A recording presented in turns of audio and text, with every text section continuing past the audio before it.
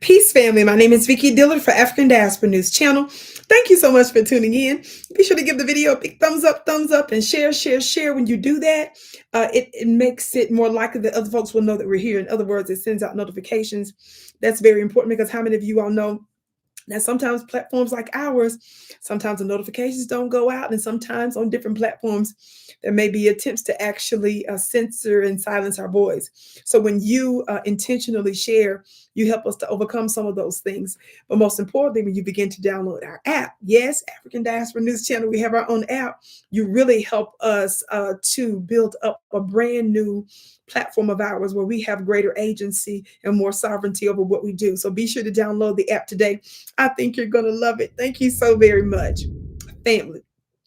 You all know that the elections for South Africa is taking place.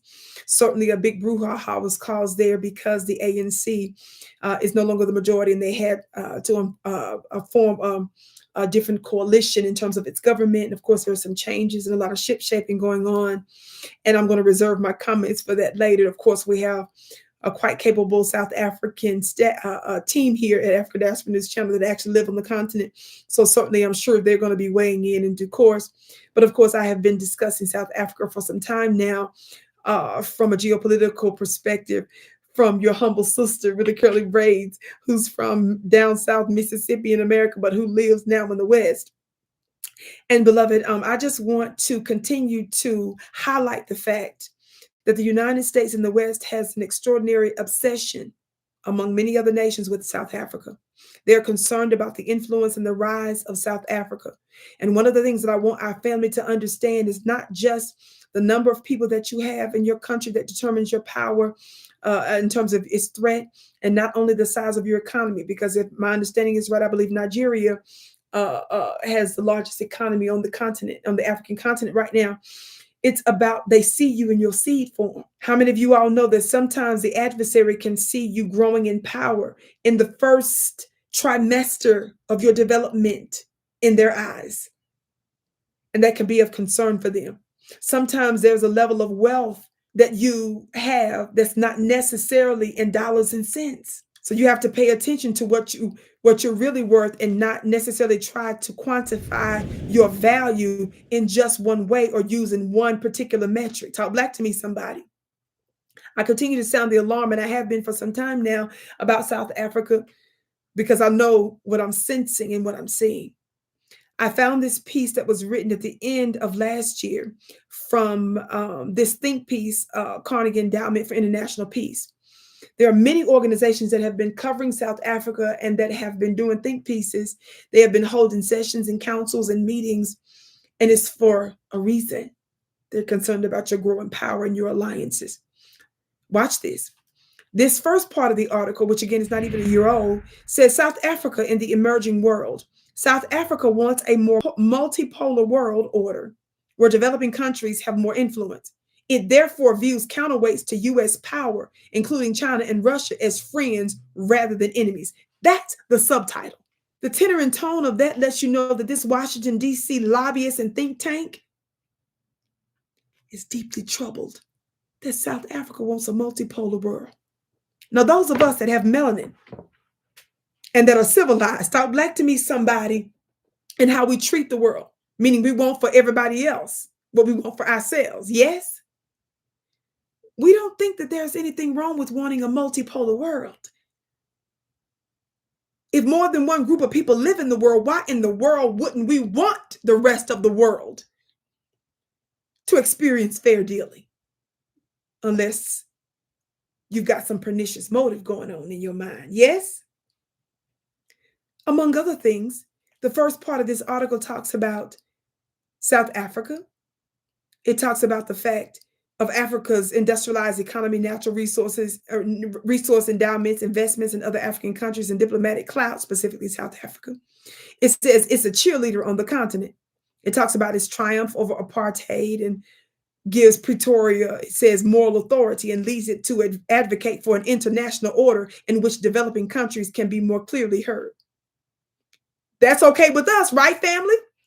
If you're a free thinking person, that sounds all right to us. Only an adversary would think something's wrong with that. It goes on. It thus values the rise of BRICS and other possible alternatives to Western power, including Beijing and Moscow. This has caused tensions with the United States over Ukraine and featured an open row over South Africa's alleged support for Russia's war machine in 2023. Of course, we know that was debunked and we found out that was a lie. We understood that America's ambassador to South Africa, Mr. Briggity, a blackface man, blurted that out, apologized. And of course, South Africa conducted an in-depth investigation and found, of course, there was absolutely no veracity or truth to that libelous allegation, which, of course, we knew because he immediately came out and apologized early on in a suspicious way. The piece goes on to talk about his relationships with Moscow, China, and other countries as well. But this particular portion says South Africa's approach to the war in Ukraine. It talks about how South Africa's ruling party, the African National Congress, ANC, has historical ties to Moscow, which date back to the Cold War when the Soviet Union supported its anti-apartheid struggle. These ties underpin the ANC's good relations with Russia to this day. It says a Praetorian remembers during the Cold War, Washington not only designated the ANC as a terrorist organization, but also refused to impose sanctions against the apartheid government until 1986, much later than many other important states. It says beyond respect for its historical ties to Russia, South Africa's membership in BRICS also encourages friendly relations with Kremlin. So they cut that off real quick, but I want to remind the whole wide world, whenever we try to sit here and demonize Russia, of course, we know that they're not the USSR anymore, but of course they were certainly a part of it, yes? Don't ever forget, and I want you to listen to this part again. They try to hurry up and skip over this, and then they try to say a whole bunch of other stuff in front of it and behind it. So that really buries this important point. The United States listed the ANC as a terrorist organization. Don't you forget that.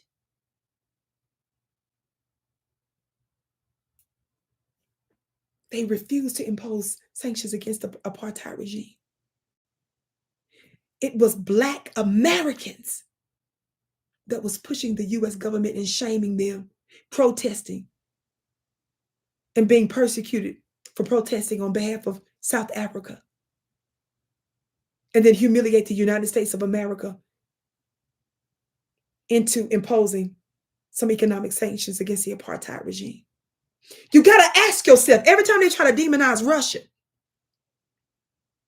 always say to yourself, how did America get it so wrong back in the day? How did America justify listing the ANC as a terrorist organization? Not to mention not impose sanction on the apartheid regime. That's because America is an apartheid regime times 1,000. We know under Jim Crow. We know under chattel slavery. We know under convict leasing. We know under unjust sharecropping, and we know about the current modern Jim Crow. Can't nobody tell us nothing about this beast.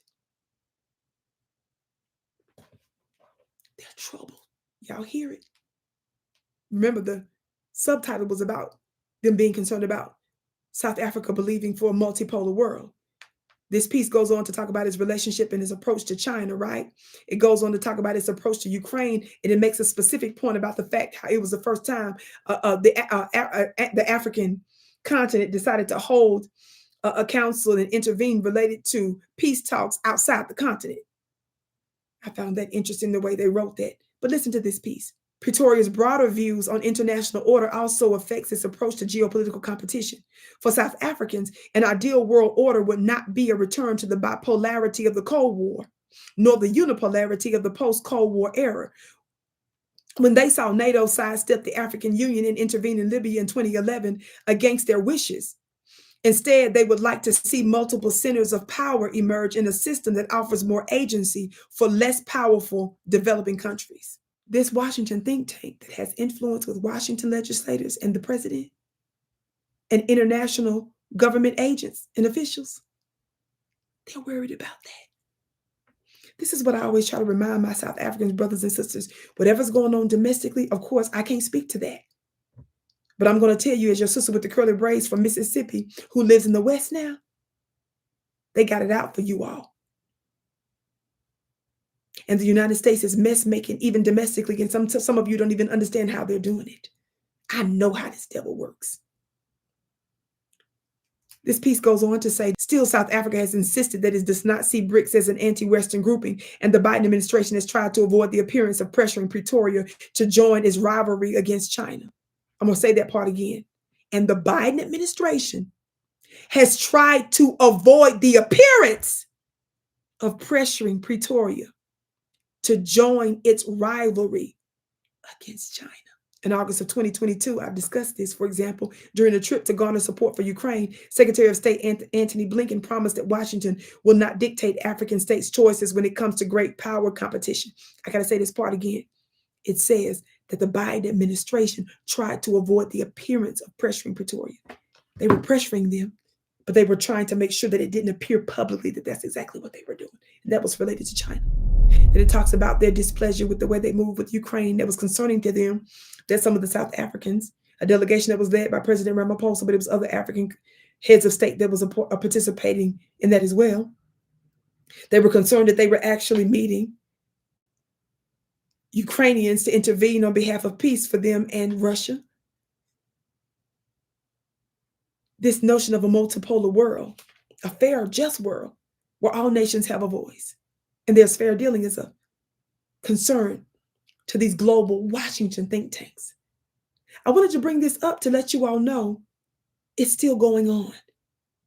And yes, I believe that they had a hand in sowing dissension with the election that's going on there because of what was taking place prior to.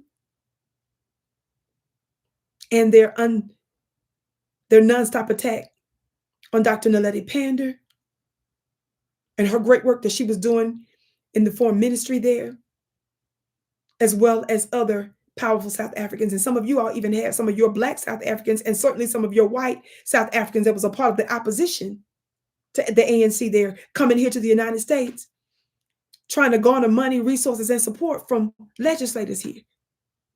What in the world are other South African parties coming over here for? Trying to garner support from other U.S. legislators. Y'all better wake up and smell the begonias. I'm just trying to sound the alarm, and I want you to keep that in mind as this new government forms. I can't wait to hear what you have to say about it below. My name is Vicki Dillard. Thank you so much for tuning in, beloved. Be sure to check out my website and my yummy products and services at VickiPlanet.com. That's VICKI Planet.com, VickiPlanet.com. And also check out my own channel at VickiDillard.tv. That's VickiDillard.tv for my live broadcast. Of course, share the broadcast here from African Diaspora News Channel. I can't wait to see you again.